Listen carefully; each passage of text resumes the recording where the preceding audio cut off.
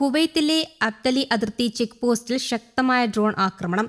Check പോസ്റ്റിൽ ആക്രമണം ഉണ്ടായതായി പ്രതിരോധ മന്ത്രാലയം അറിയിച്ചു. ആക്രമണത്തിൽ നാശനഷ്ടങ്ങൾ സംഭവിച്ചെങ്കിലും ആളപായമൊന്നും ഉണ്ടായിട്ടില്ല എന്നത് ആശ്വാസം തന്നെയാണ്. സംഭവം നടന്ന ഉടൻ തന്നെ പ്രത്യേക സംഘങ്ങൾ സ്ഥലത്തെത്തി സുരക്ഷാ നടപടികൾ സ്വീകരിക്കുകയും ബന്ധപ്പെട്ട അധികൃതരുമായി ചേർന്ന് സ്ഥിതിഗതികൾ നിയന്ത്രണത്തിലാക്കുകയും ചെയ്തതായി പ്രതിരോധ മന്ത്രാലയ വക്താവ് അറിയിച്ചു. കരസേനയുടെ പരിശോധനയും സ്ഫോടക വസ്തു നിർവീര്യമാക്കൽ സംഘങ്ങളും ഡ്രോണിന്റെ അവശിഷ്ടങ്ങൾ നീക്കം ചെയ്യുകയും പ്രദേശം പൂർണ്ണമായും സുരക്ഷിതമാണെന്ന് ഉറപ്പാക്കുന്നതിനുള്ള പരിശോധനകൾ തുടരുകയാണെന്നും അദ്ദേഹം വ്യക്തമാക്കി. രാജ്യത്തിന്റെ അതിർത്തികളും സുരക്ഷയും സംരക്ഷിക്കുന്നതിനായി കുവൈറ്റ് സായുധ സേന ഉയർന്ന ജാഗ്രതയോടെയും പൂർണ്ണ സന്നദ്ധതയോടെയും ദൌത്യങ്ങൾ തുടരുന്നതായും പ്രതിരോധ മന്ത്രാലയം അറിയിച്ചു. ആക്രമണത്തിന് പിന്നിൽ ആരാണെന്ന കാര്യം സേന വ്യക്തമാക്കിയിട്ടില്ല. അമേരിക്കയുമായുള്ള സംഘർഷം കടുത്തതിന് പിന്നാലെ കുവൈത്തിനെതിരെ ഇറാൻ തുടർച്ചയായി ആക്രമണങ്ങൾ നടത്തുന്നുണ്ട്. ഇറാഖിലെ ശക്തരായ ചില സായുധ സംഘങ്ങൾക്കും ഇറാന്റെ പിന്തുണയുണ്ട്. അതേസമയം രാജ്യത്തെ ലക്ഷ്യമിട്ടെത്തിയ 4 മിസൈലുകളും 6 ഇറാനിയൻ ഡ്രോണുകളും ജോർദാൻ വ്യോമസേനയും തകർത്തു.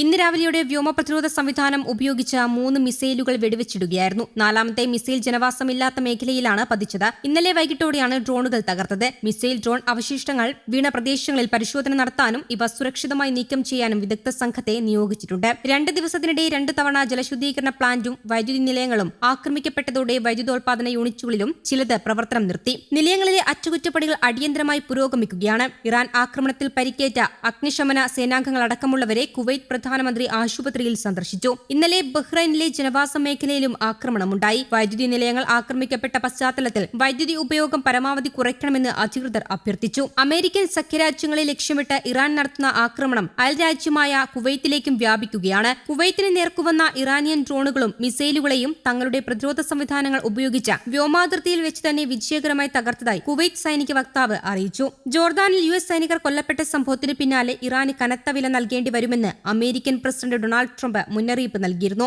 എന്നാൽ തങ്ങൾ പൂർണ്ണതോതിലുള്ള യുദ്ധത്തിലാണെന്നും തിരിച്ചടി തുടരുമെന്നും ഇറാൻ വ്യക്തമാക്കിയതോടെ മേഖലയിലെ സംഘർഷത്തിന് അയവ് വരാത്ത അവസ്ഥയാണുള്ളത്. ഹോർമൂസ് കടലിടുക്കിലെ വ്യോമനാവിക പാതകളെ അശാന്തമാക്കി US ഇറാൻ സൈനിക ഏറ്റുമുട്ടൽ കൂടുതൽ പ്രക്ഷുബ്ധമാകുകയാണ്. ഹോർമൂസ് കടലിടുക്കിലൂടെ സഞ്ചരിക്കാൻ ശ്രമിച്ച 2 എണ്ണക്കപ്പലുകളിൽ ശക്തമായ സ്ഫോടനത്തെ തുടർന്ന് വൻ തീപിടുത്തമുണ്ടായതായി ഇറാന്റെ ഇസ്ലാമിക് റവല്യൂഷണറി ഗാർഡ് കോർപ്സ് അറിയിച്ചു. കപ്പലുകളിലെ ജീവനക്കാരെ രക്ഷപ്പെടുത്താനുള്ള ശ്രമങ്ങൾ നടന്നിരുന്നു. മേഖലയിൽ അമേരിക്കൻ വികൃതികൾ തുടരുന്നിടത്തോളം ഹോർമൂസ് കടലിടുക്ക് അടഞ്ഞുകിടക്കുമെന്നും ഇവിടെ നിന്ന് എണ്ണയോ രാസവളങ്ങളോ കയറ്റുമതി ചെയ്യാൻ അനുവദിക്കില്ലെന്നും IRGC മുന്നറിയിപ്പ് നൽകി. ഇറാനിലെ വിവിധ സൈനിക താവളങ്ങൾ ലക്ഷ്യമിട്ട് നടത്തിവന്ന പുതിയ ഘട്ട വ്യോമാക്രമണങ്ങൾ പൂർത്തിയായതായി US സെൻട്രൽ കമാൻഡ് അറിയിച്ചു. ഹോർമൂസ് കടലിടുക്കിലൂടെയുള്ള അന്താരാഷ്ട്ര ചരക്കു കപ്പലുകൾക്ക് നേരെ ഇറാൻ നടത്തുന്ന ആക്രമണങ്ങൾ തടയുന്നതിനും അവരുടെ സൈനിക ശേഷി തകർത്തുന്നതിനുമാണ് ശക്തമായ ആക്രമണം നടത്തിയതെന്ന് US വ്യക്തമാക്കി. ഇറാന്റെ സൈനിക കമാൻഡ് സെന്ററുകൾ, നാവിക പ്രതിരോധ സംവിധാനങ്ങൾ, മിസൈൽ ഡ്രോൺ വിക്ഷേപണ കേന്ദ്രങ്ങൾ, വ്യോമ പ്രതിരോധ താവളങ്ങൾ എന്നിവയാണ് പ്രധാനമായും തകർത്തതെന്ന് സെന്റർകോം പ്രസ്താവനയിൽ അറിയിച്ചു.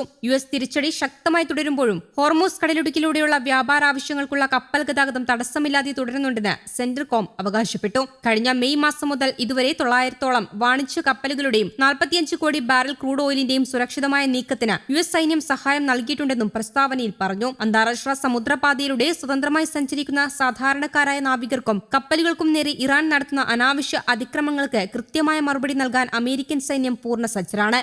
News desk Kerala Kaumudi.